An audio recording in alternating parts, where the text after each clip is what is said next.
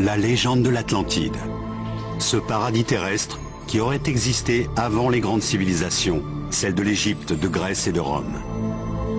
Une immense métropole détruite par une catastrophe naturelle serait à présent engloutie sous les mers.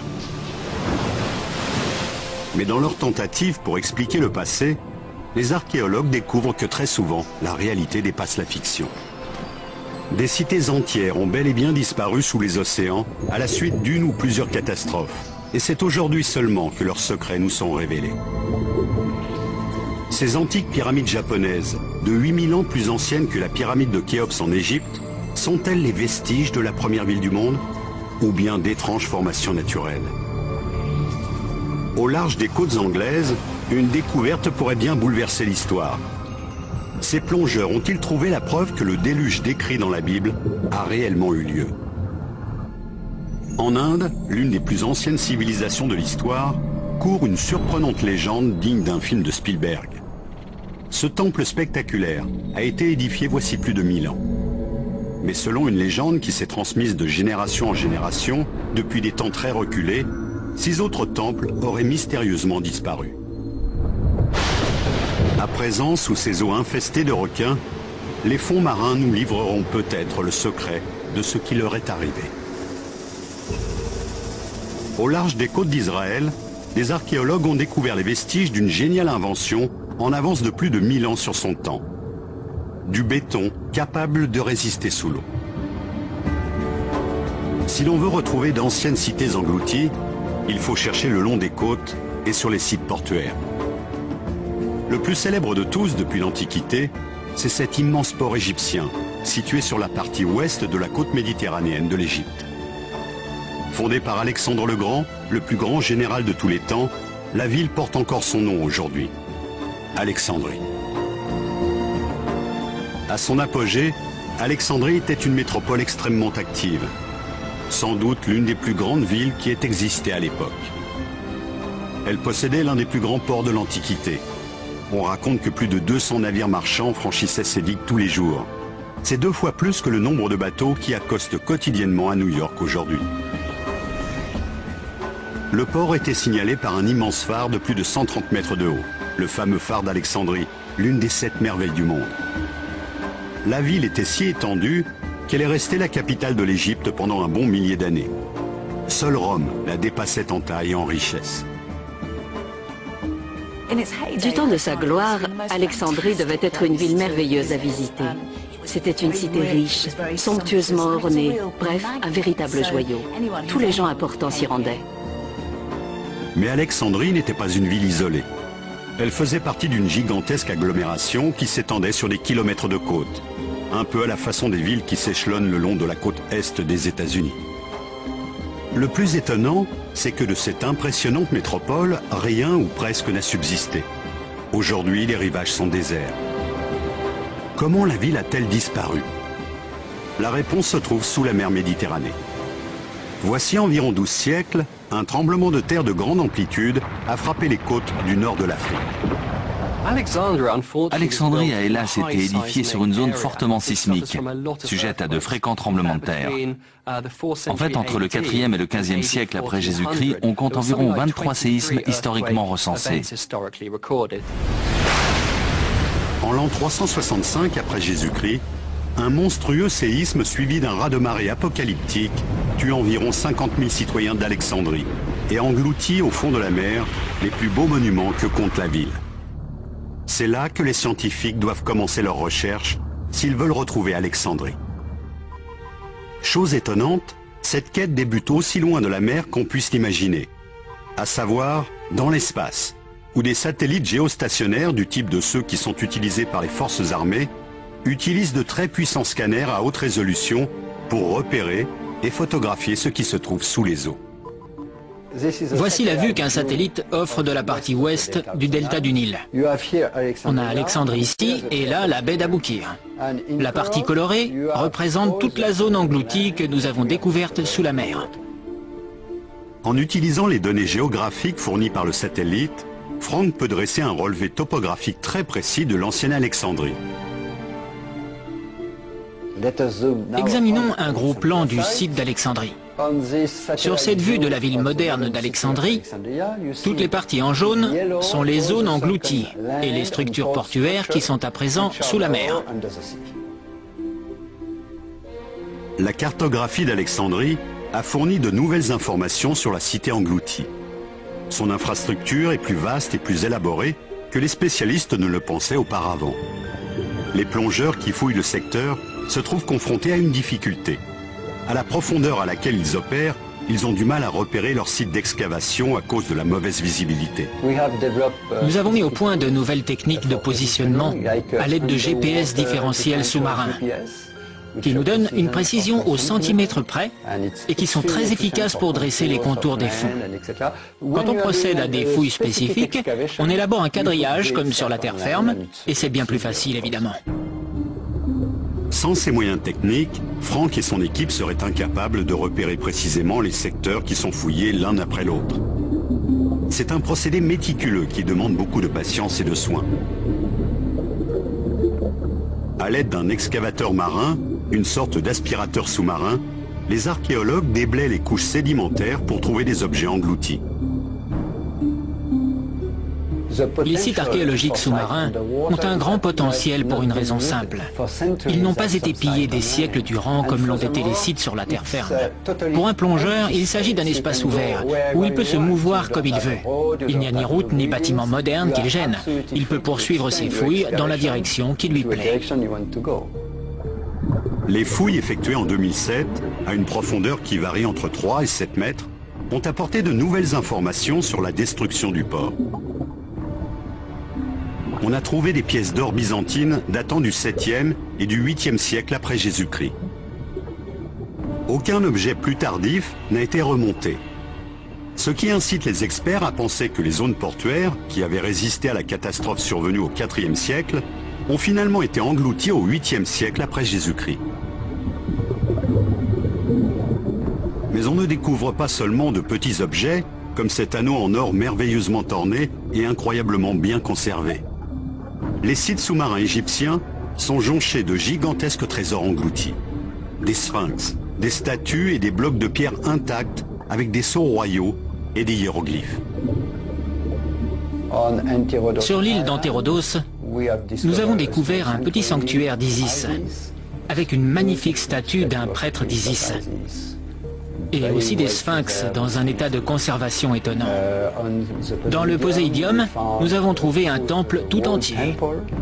Ces nouvelles découvertes corroborent les descriptions de Strabo, un géographe grec, qui avait visité la ville d'Alexandrie en l'an 25 avant Jésus-Christ. Contrairement aux sites archéologiques qui se trouvent sur la terre ferme, ces sites sous-marins ont échappé au pillage. Ils offrent aux archéologues une vision fascinante des fastes et de la gloire passée de l'ancienne Alexandrie. Au cours de 3500 plongées, l'équipe de chercheurs a découvert plus de 10 000 objets. Et ce n'est qu'un début. Les travaux se poursuivent. Il y a donc encore beaucoup de trésors qui dorment sous les eaux. Mais je crois que ce qui fait surtout le charme d'Alexandrie, c'est que c'est une ville disparue, comme l'Atlantide. Mais en dépit de sa célébrité, Alexandrie n'est pas le plus grand port de l'Antiquité qui est mystérieusement disparu. Au large des côtes d'Israël, les archéologues cherchent les traces d'une gigantesque jetée. Des centaines de blocs de pierre, dont certains pèsent jusqu'à 50 tonnes, reposent au fond de la mer. On pense qu'il s'agit des vestiges d'un gigantesque port, l'équivalent de celui de New York, mais vieux de 2000 ans et qui est englouti dans la Méditerranée par 8 mètres de fond. Notre équipe de détectives sous-marins réussira-t-elle à résoudre l'énigme que constitue la disparition de l'un des plus grands ports de l'Antiquité et à percer les ingénieux secrets que les hommes ont perdus depuis plusieurs milliers d'années? Des secrets qui révolutionneraient nos connaissances sur les procédés technologiques dans l'Antiquité. Notre équipe de chercheurs s'est rendue à Césarée, en Israël, sur le site du plus grand port de l'Antiquité, pour chercher à comprendre la raison de sa disparition dans la mer. Ce formidable port pouvait abriter jusqu'à 300 navires et voyait des milliers de bateaux quitter ses quais. Il a permis le développement de réseaux commerciaux et servi de point de départ à l'immigration dans l'Empire romain. L'Empire romain a été le premier empire mondialiste, et pour ça il faut de très bons moyens de communication, c'est-à-dire des routes, les célèbres voies romaines, mais aussi des ports. Il fallait des ports suffisamment vastes et bien équipés pour pouvoir accueillir les supertankers de l'Antiquité, qui transportaient les richesses de tout un empire. Césarée tient son nom du célèbre empereur Jules César. C'est Hérode, roi de Judée, qui le bâtit pour en faire le plus important port de ce protectorat romain et le plus grand de la Méditerranée orientale. Le port lui-même avait des proportions gigantesques. Personne n'avait jamais vu des édifices aussi énormes nulle part au monde. C'était la plus importante structure bâtie sur Terre à l'époque. Sa superficie couvrait plus de 10 hectares, ce qui était énorme. On y commerçait avec des pays aussi lointains que la Birmanie, à travers l'Asie et le Moyen-Orient, pour satisfaire les besoins des plus grandes cités européennes, Athènes et Rome. Pour assurer ce commerce, il fallait un port immense. On a recruté des hommes dans toutes les colonies de l'Empire romain pour travailler à sa construction qui a duré 12 ans. On a bâti une digue qui faisait 60 mètres de large. C'était énorme. Imaginez qu'on aurait pu faire passer une autoroute dessus. La digue s'enfonçait loin dans la mer, sur plus de 700 mètres. Dans cette partie orientale de la Méditerranée, les tempêtes ne sont pas rares. L'été, souffle un vent violent venu du continent africain qui creuse les flots déchaînés. Les ingénieurs ont dû concevoir une digue massive et solide, capable de protéger les vaisseaux qui relâchaient au port. Pour résoudre ce problème, ils ont utilisé le dernier cri de la technologie romaine. Un matériau dont nous croyons tous qu'il est issu de la technologie moderne, le béton hydraulique. Un procédé technologique qui est à la base de tous les grands ports modernes. Le professeur Robert Hohlfelder a fait des recherches sur ce béton utilisé par les ingénieurs romains. Un béton capable de résister sous l'eau. Là, je me trouve devant un énorme four dans une cimenterie. Cette entreprise essaie de reproduire ce que la nature faisait pour les Romains, il y a des milliers d'années. En étudiant la façon dont les Romains fabriquaient du béton, nous en saurons peut-être davantage sur l'Antiquité. Cette cimenterie moderne, située au Royaume-Uni, tire son calcaire d'une carrière voisine. Une fois filtrée, la chaux est mélangée avec de l'alumine, de la silice et de l'eau. Dans un très grand four rotatif, en utilisant des températures et des pressions très élevées, on parvient à mélanger ces différents matériaux pour obtenir du ciment. Les Romains disposaient des mêmes matériaux, mais pas des mêmes usines. Ils n'en avaient pas besoin. La nature leur fournissait une poussière volcanique qu'ils appelaient pulvis puteolana, une sorte de sable qu'on appelle puzzolane, et qu'on trouve entre autres dans la baie de Naples. Si d'autres civilisations avaient compris comment on pouvait fabriquer du ciment, les Romains ont été les premiers à fabriquer ce que nous appelons aujourd'hui du béton. Ils ajoutaient au ciment des débris que nous appelons, nous, des agrégats. C'est ce mélange obtenu qui soutient toutes les superstructures bâties par les Romains du temps de leur puissance. C'est le cas du Panthéon de Rome, qui a survécu jusqu'à aujourd'hui. Mon travail ici, depuis 2 ans, à Césarée, consiste à essayer de comprendre comment les Romains ont fait pour étendre cette technique de construction révolutionnaire jusque dans la mer. Le problème auquel les Romains se sont trouvés confrontés à Césarée était le suivant. Comment faire pour que le béton tienne sous l'eau? Ce qui semble se passer, c'est qu'une fois posés les blocs de béton au fond de l'eau, les pores du béton sont si petits que, d'une certaine façon, ce matériau devient imperméable et insensible aux effets corrosifs de la mer.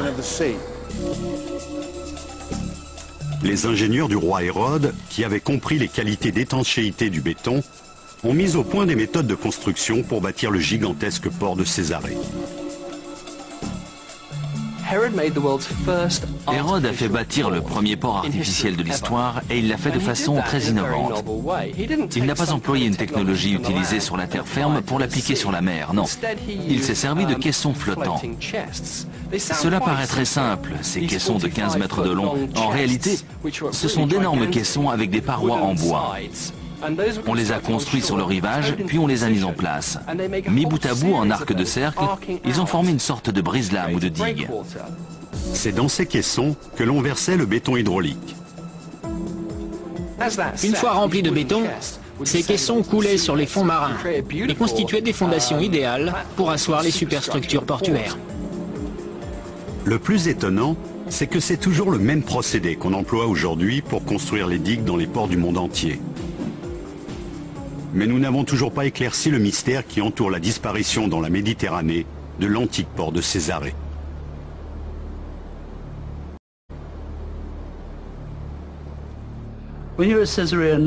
À Césarée, aujourd'hui, on ne voit plus qu'un petit port. Un port de pêche moderne avec des restes de construction datant des croisés. L'antique port principal est complètement submergé. Si on nage dans sa direction, on a l'impression d'être au-dessus d'un récif naturel. Mais si on regarde attentivement, on s'aperçoit que ce ne sont pas des rochers, mais qu'il s'agit de béton recouvert de sédiments marins. Le docteur Ehud Galili, l'un des plus grands archéologues des fonds marins, dirige les fouilles sur le site de Césarée depuis 25 ans. Il a centré ses recherches sur les causes possibles de la destruction du port. Ce qui est merveilleux, c'est de plonger et de découvrir les blocs qui sont toujours in situ et dans un très bon état de conservation. On peut voir tout ce que les Romains nous ont laissé. 2000 ans plus tard, on peut encore les toucher et imaginer ce que les Romains voyaient quand ces structures étaient encore en place. Le docteur Ehud Galili et son équipe arrivent au bout de leurs recherches. Ils vont bientôt savoir pourquoi cette superstructure a disparu. Après avoir constaté que les vestiges du port reposent par environ 8 mètres de fond, ils ont cherché des indices physiques qui expliqueraient pourquoi les blocs ont été submergés. Pendant des siècles, une théorie a eu cours. Le port aurait été détruit, comme celui d'Alexandrie, par un tremblement de terre. L'équipe a réuni des indices qui prouvent que c'est très peu vraisemblable. La théorie soutenait que c'était une faille géologique qui avait provoqué l'effondrement de la partie ouest du port et causé sa destruction. Aujourd'hui, nous sommes à peu près certains que les dégâts et l'effondrement sont dus au fait que les bâtiments du port étaient construits sur du sable et que les fondations se sont enfoncées dans le sable. La nature des fonds marins laisse à penser que le premier port artificiel de l'histoire, construit avec du béton hydraulique, s'est peu à peu enfoncé pendant plus d'un siècle avant de disparaître dans la mer. Le premier des ports bâtis en utilisant une technologie révolutionnaire a tout simplement été englouti parce qu'on l'avait construit sur du sable. Mais les ports ne sont pas les seules structures géantes que nos détectives sous-marins explorent. Dans les eaux infestées de requins de l'océan Indien, ils partent vérifier la légende des 7 temples, l'une des cités les plus mystérieuses du monde.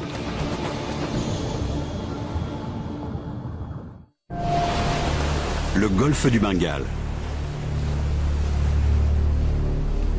Les prédateurs sont aux aguets, à l'affût de leur prochaine victime. Dans cette zone, les orages tropicaux soulèvent des vents tourbillonnants pouvant atteindre 120 km/h et provoquent des cyclones et des tempêtes sur le littoral. Sur la côte sud, des mythes locaux font état d'une ancienne cité engloutie sous les flots, une métropole regorgeant de palais et de temples comme la légendaire Atlantide. Les mythes de Mahabalipuram se sont transmis oralement pendant des milliers d'années. Mais ils n'ont été fixés par écrit qu'au XVIIIe siècle par William Chambers, un voyageur anglais. Ces écrits parlent d'une cité jadis florissante, connue de tous ceux qui la visitaient comme le pays des 7 pagodes.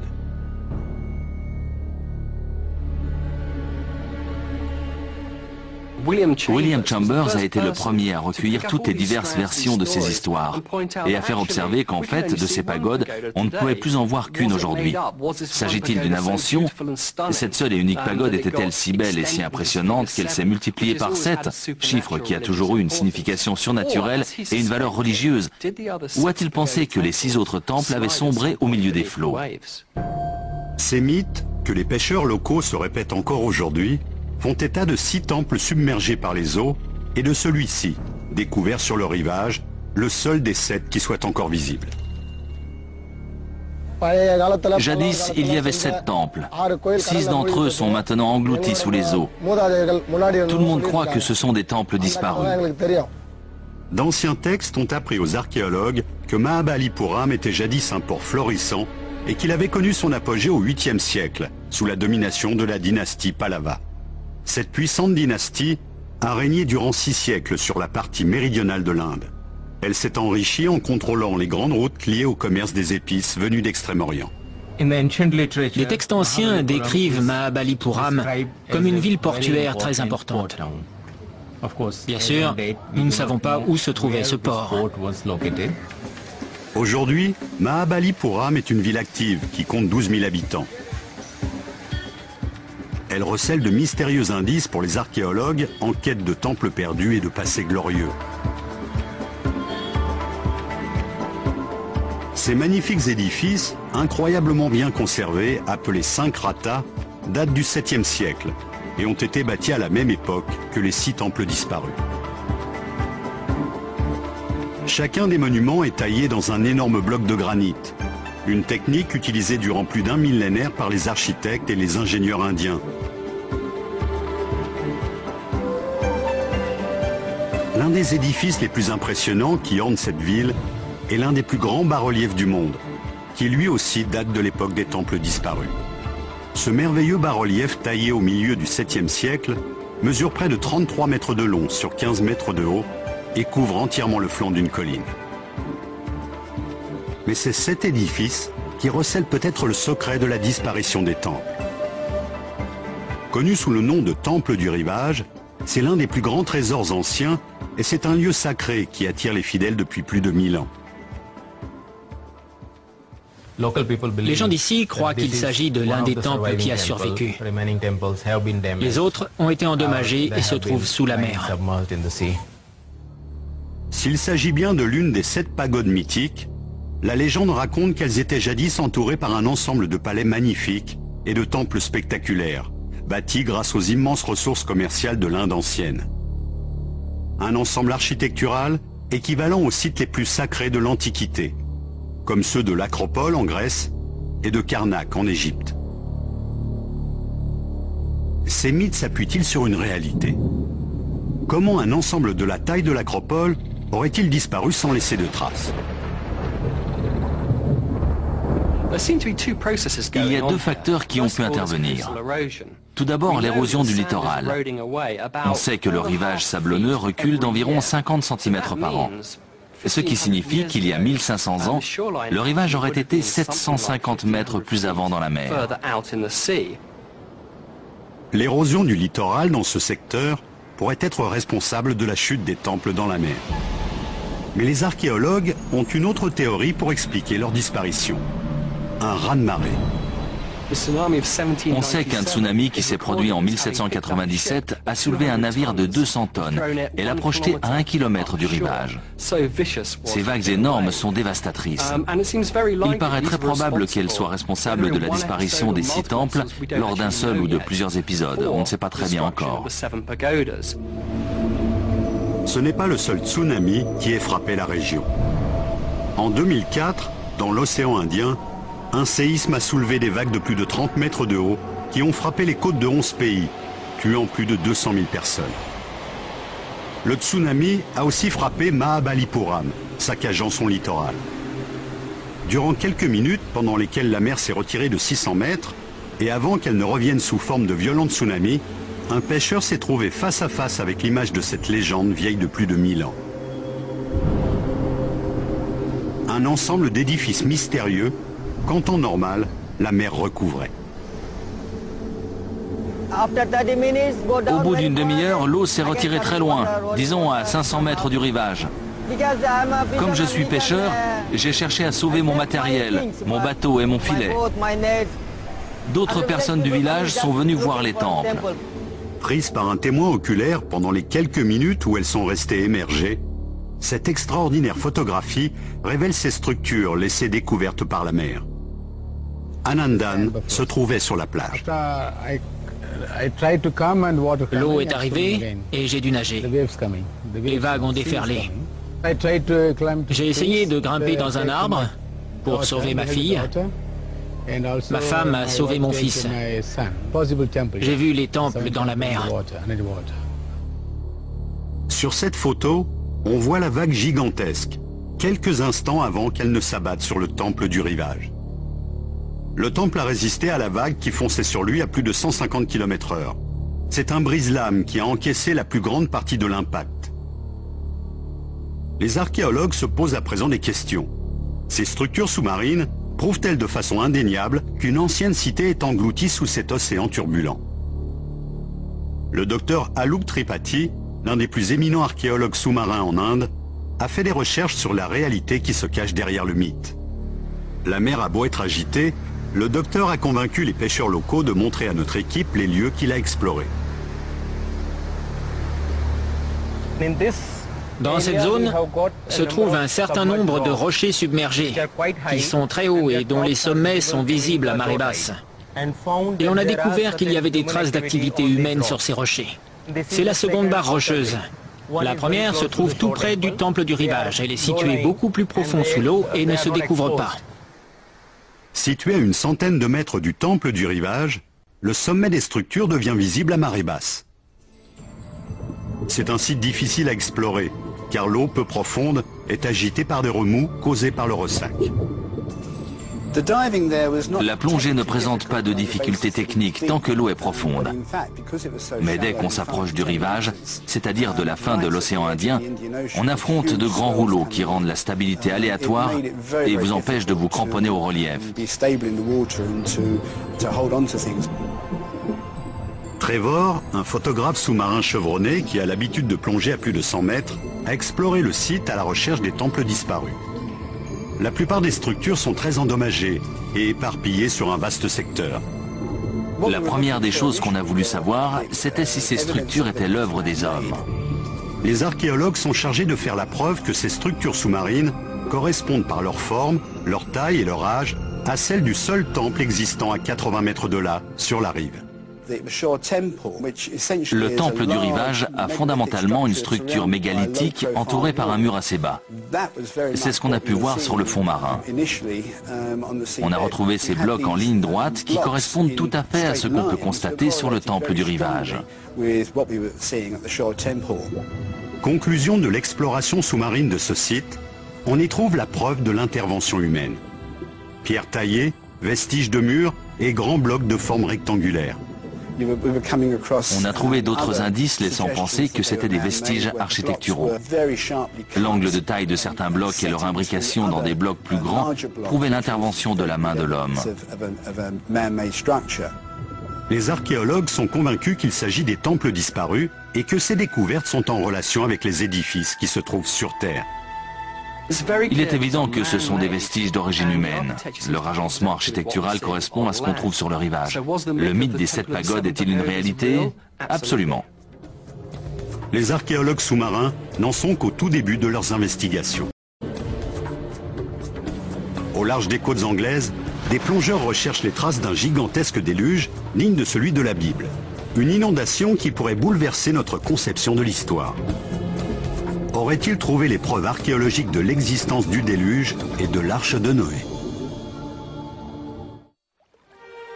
Les mythes et les légendes mentionnant les inondations cataclysmiques existent dans toutes les cultures anciennes. Telle la célèbre histoire de Noé et de son arche. Mais dans toutes les civilisations, on trouve le récit d'un déluge qui extermine la population et n'épargne qu'une poignée de survivants. Plus surprenant, les scientifiques admettent généralement l'existence de plusieurs déluges qui ont été provoqués par la fonte des glaces à la fin de l'ère glaciaire. Cette fonte aurait seulement pris fin il y a 8000 ans. Les océans ont inondé de vastes bassins en l'espace de quelques semaines. Des catastrophes qu'on a de la peine à imaginer aujourd'hui. Ces inondations ont-elles inspiré ces déluges mythiques qu'on retrouve dans toutes les cultures? On conçoit aisément l'impact psychologique que la fonte massive de ces glaces a pu avoir sur les populations. Nous disposons de textes sur ce sujet qui ont été conservés en Mésopotamie, en Israël, en Inde et même au Mexique. On peut l'affirmer, il y a bien eu un déluge planétaire. Au large des côtes anglaises, des plongeurs ont découvert les vestiges d'une ville disparue sous la mer. Y découvrira-t-on les secrets de ce déluge mythique? Le détroit qui sépare la côte sud de la Grande-Bretagne de l'île de Wight fait moins de 14 mètres de profondeur. L'île de Wight est sans doute l'un des sites les plus fascinants de toute l'Angleterre. Les plongeurs se mettent à l'eau. La température peut rapidement devenir très froide. Ici, le travail est dangereux. Dans ce détroit, le courant peut atteindre 5 km à l'heure. Juste pour rester immobile, un très bon nageur doit lutter de toutes ses forces.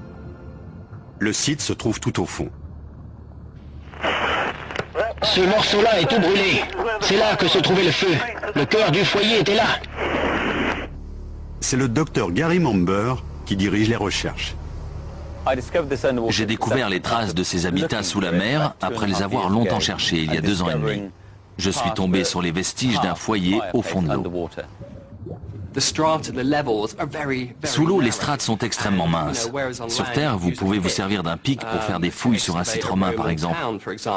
Si on emploie les mêmes outils sous l'eau, on franchit vite un millénaire. L'équipe a quadrillé un secteur sur le fond marin. On analyse soigneusement le contenu de chaque carré pour voir si on trouve une trace d'activité humaine. Juste ici, on devrait voir la trace d'autres parties calcinées. Ils détachent le sédiment du fond de la mer pour pouvoir l'analyser. Depuis des milliers de millénaires, l'environnement sous-marin a conservé des indices. De retour à la surface, les échantillons sont lavés. Mais quels indices recèle cette argile? Ce que je tiens ici est un petit outil en silex qui a été taillé à partir d'un bloc. On lui a donné une forme afin de pouvoir s'en servir pour faciliter la taille. C'est un travail très précis. On voit des marques caractéristiques sur les côtés. Il semble aussi qu'il ait été aiguisé. Et on l'a trouvé près de ce morceau de bois. Or, ce morceau présente aussi des entailles. Selon moi, ce morceau de bois servait de support pour préparer la nourriture. Il est entaillé sur sa longueur et il a été creusé. Il a été enfoui dans les sédiments depuis plus de 8000 ans. On vient de l'extraire et il a gardé ses traces d'entailles.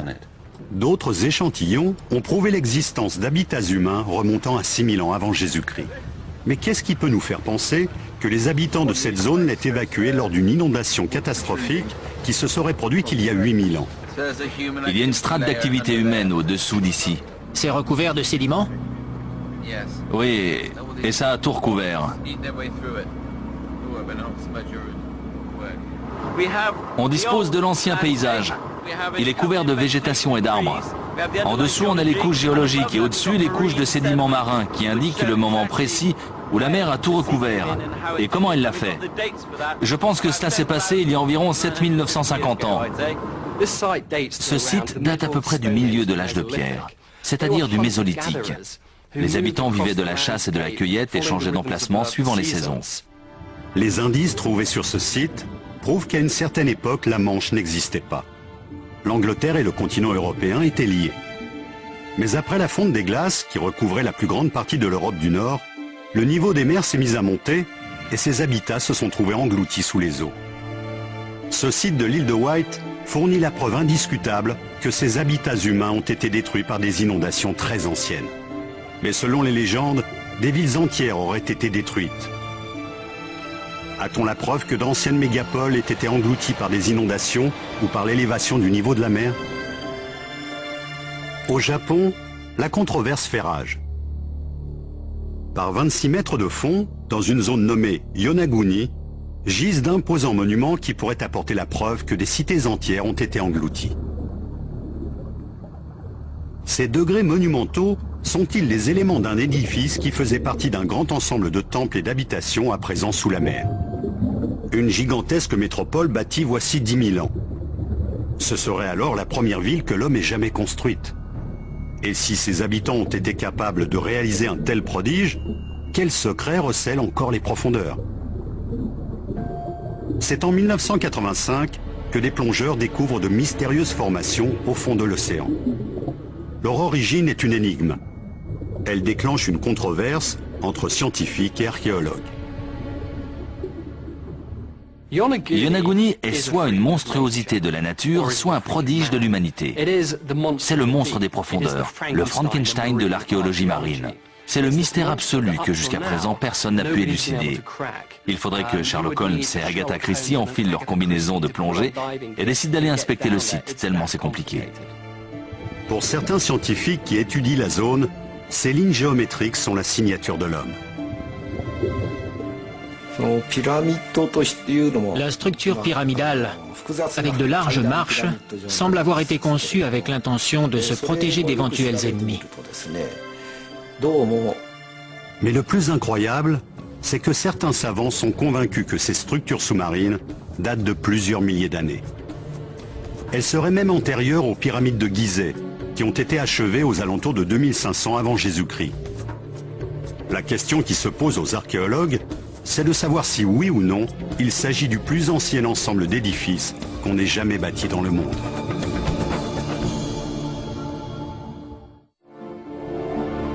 Les archéologues des fonds marins explorent les alentours de l'île de Yonaguni au Japon, où de gigantesques formations sous-marines prouveraient que les plus anciennes superstructures fabriquées par l'homme précéderaient celles des plus grandes civilisations, celles de Rome, celles de Grèce et celles d'Égypte de plusieurs milliers d'années. Le professeur Kimura, un géologue marin, étudie le site depuis 10 ans. Il est persuadé d'avoir trouvé de nouvelles précisions sur la datation de ces superstructures. À un moment donné, on a cru qu'elle pouvait avoir 10 000 ans ou plus. Mais à présent que nous avons collecté davantage d'échantillons, j'en suis venu à penser que ces édifices ont été bâtis il y a 3 000 ou 5 000 ans.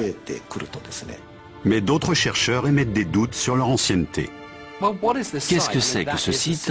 C'est la question à 5 millions d'euros. Il s'agit d'une découverte qui contredit tous les principes des fouilles sous-marines et des découvertes qu'on a pu faire. On a trouvé des habitats près de la préfecture de Nagasaki qui sont sous la mer et on sait ce qu'on y a trouvé, des débris de poterie et des trésors artisanaux. Le problème, c'est que sur le site du professeur Kimura, on ne trouve ni poterie ni vestiges artisanaux.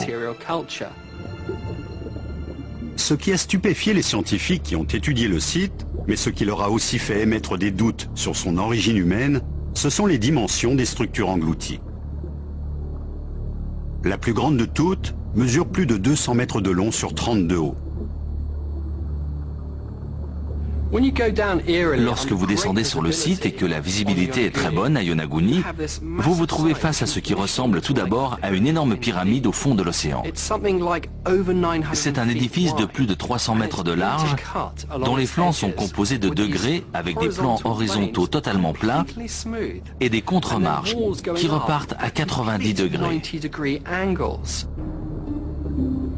Baptisé monument numéro 1, ou pyramide sous-marine de Yonaguni, l'édifice rappelle une pyramide à degrés et certains chercheurs sont convaincus qu'elle ressemble en plus grand au Gusuku d'Okinawa qui est toujours debout. Le Gusuku est un édifice mixte, à la fois château et temple. Pour ce qui est des châteaux d'Okinawa, il pourrait s'agir de sites sacrés, comme des tombeaux. Ce qui nous rappelle les pyramides que nous avons ici. Pour certains chercheurs, il est impensable que ces angles rectangulaires parfaits soient l'œuvre de la nature. Quand vous examinez ces surfaces rigoureusement planes, on a un peu l'impression d'avoir affaire à un monument en creux. Et je me demande si durant la période médiévale, ce site n'était pas sur la terre ferme. Nous aurions alors affaire à une carrière dont les pierres auraient servi pour construire les châteaux d'Okinawa, ce qui aurait donné à ce site cet aspect si particulier. À mon avis, c'est une hypothèse qu'on devrait creuser.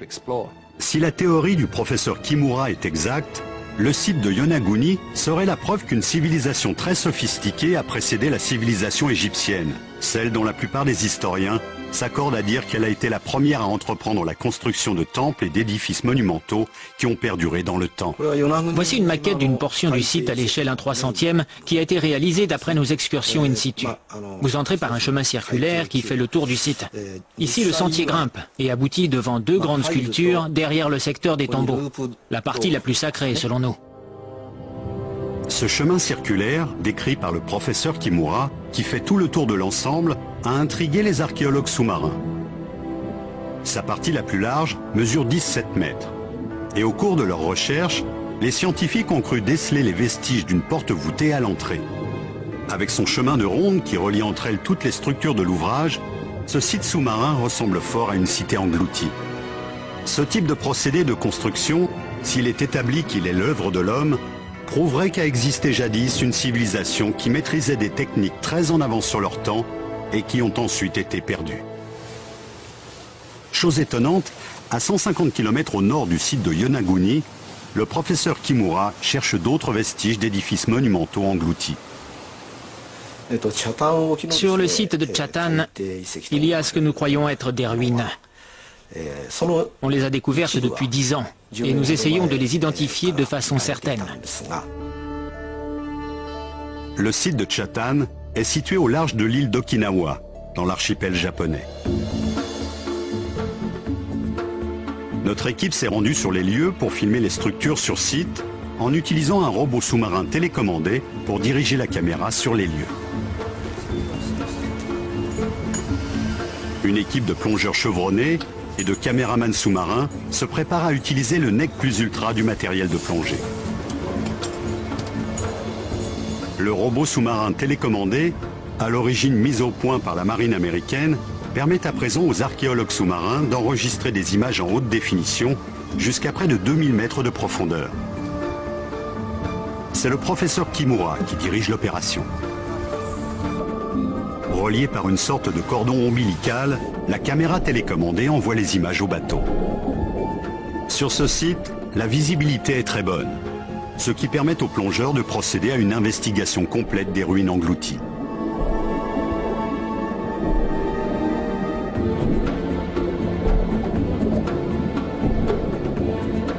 En approchant du site, ils découvrent les structures dont ils supposent qu'elles sont l'œuvre des hommes. Sous les coquillages et le corail, les plongeurs examinent ces formations semblables à des murs. Selon le professeur Kimura, les structures qu'ils examinent sur ce site sont semblables par leur particularité de construction à celles découvertes sur la terre ferme à Shuri et Nakagusuku. Ce que nous voyons ici ressemble à un château ou à un fort. En Chine, on trouve des édifices en forme de pyramide à degrés, et cette structure s'en approche.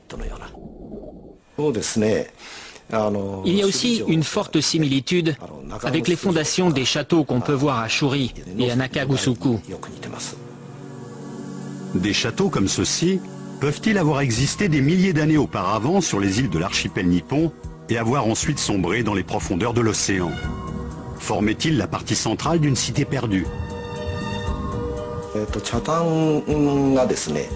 Les ruines de Chatan ont été submergées il y a environ 2000 ans, à l'époque où Pompéi était enseveli lors d'une éruption du Vésuve en Méditerranée.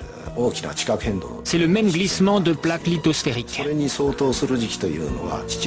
On a peine à croire que si les structures de Chatan ont sombré dans l'océan, c'est à cause d'une seule et même catastrophe planétaire qui a semé le chaos sur tout le globe. J'espère que grâce à ces travaux de recherche, nous pourrons évaluer les effets de la tectonique et du réchauffement planétaire sur la disparition de certaines civilisations. Au cours des 20 dernières années, les archéologues et les scientifiques ont fait d'extraordinaires progrès dans l'exploration des océans. Ils ont découvert de stupéfiantes architectures sous-marines, des pyramides, des statues, des rues, des habitats qui ont bouleversé notre conception de l'histoire. Et pourtant, nous n'en sommes qu'au début. Nous croyons tout savoir de la mer, mais nous n'avons fait que commencer à gratter la surface. En fait, nous en savons plus sur la planète Mars que nous n'en savons sur les océans.